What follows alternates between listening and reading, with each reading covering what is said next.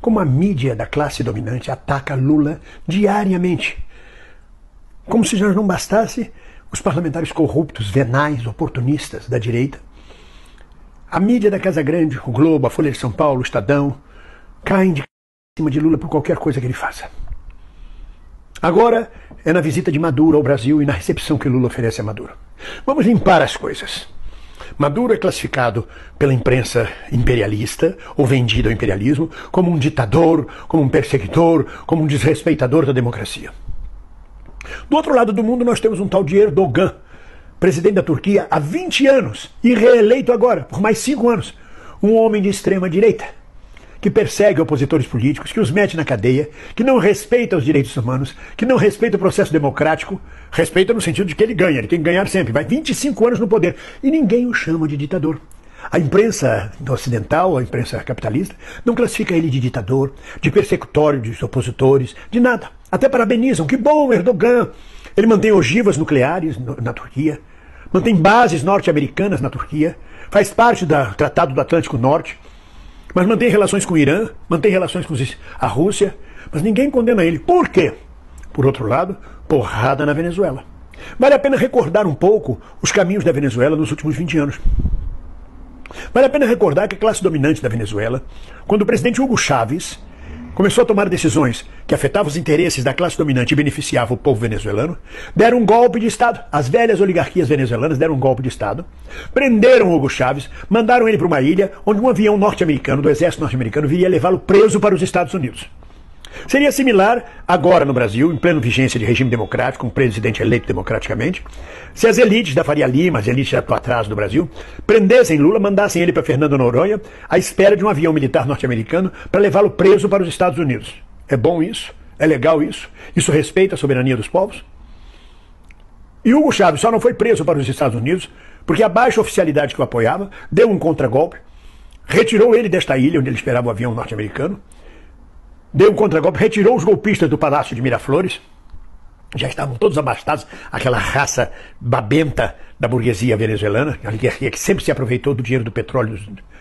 E Chávez foi reintroduzido. Ali Chávez ganhou uma grande consciência anti-imperialista, anti-norte-americana. Mas bastou ele voltar ao poder para ser classificado como comunista e para os Estados Unidos começarem a provocar sanções econômicas para a Venezuela.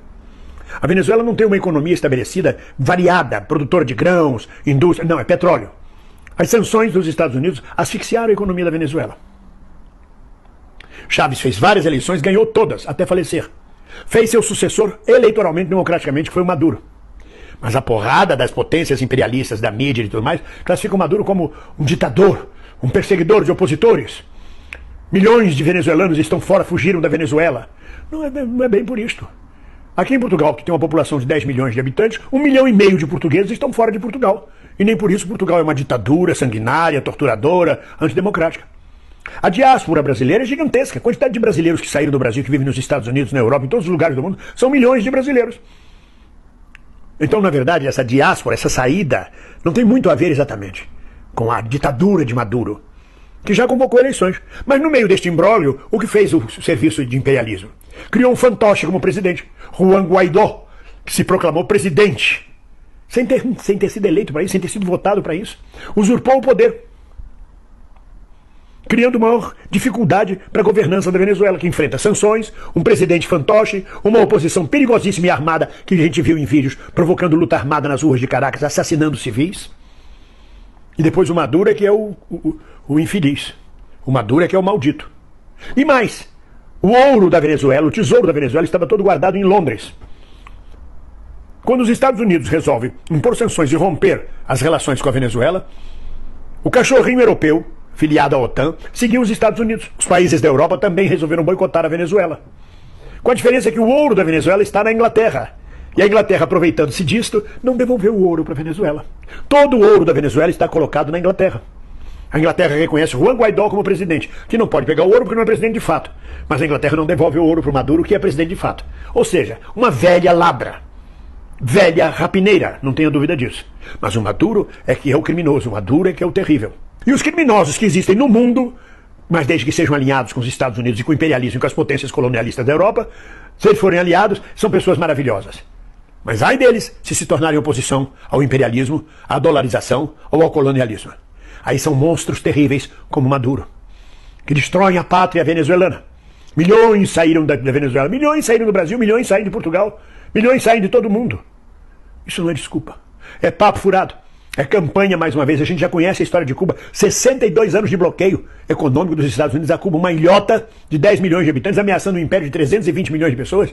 Que papo é esse? Essa sanção econômica a Cuba já caducou há muito tempo. Mas os Estados Unidos perseguem, mantêm, sem contar as centenas de invasões militares, territoriais, feitas pelos Estados Unidos no século passado e neste século. Fora as ingerências nos negócios internos dos países, onde não usam militares, mas usam o Departamento de Estado. E o maluco, o perigoso, é o Maduro. Tá bom. Agora conta a outra, vai. Conta aquela do papagaio para ver se eu consigo rir dessa situação. Continuamos juntos, companheiros. Pela democracia. Ninguém solta a mão de ninguém. Um abraço.